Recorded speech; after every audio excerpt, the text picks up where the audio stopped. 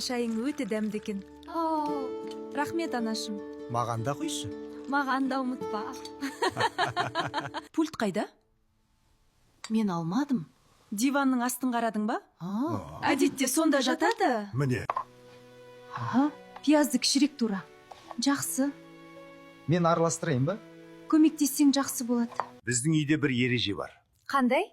Кім тамақты көп жесе, сол ыдыс жуады. Онда бүгін күйеу жуады. Бір үйде бәріміз бірге отырған қандай жақсы. Отбасы бірге болса, үйде жылы болады. Дұрыс айтасыз. Біздің үй әрқашан осылай көңілді болсын.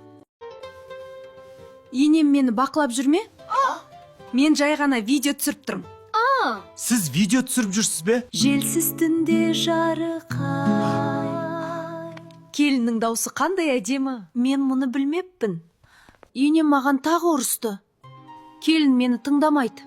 Мен не істеймін? Мен бәрін естіп отырмын.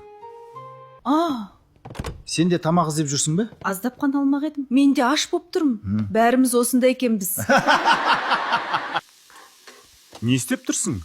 Тек дәмін көріп тұрмын. Біздің үйдің аспазы екенсің. Демек тамақ дәмді. Бүгін көп жұмыс болды. Үйреніп кетесің.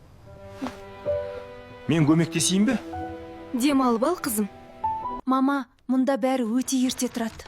Мен бәрін естіп тұрмын. Ой, үйреніп кетесің. Мен көмектесіп жатырмын. Су барлық жерде. Біздің үйде бәлкім бар. Түсіндім. Таңертең ерте тұрамыз. Жақсы. Мен де ерте тұрам кейде. Міне, гүлдерімді отырғызайын. Ой, топырақ шашылды ғой.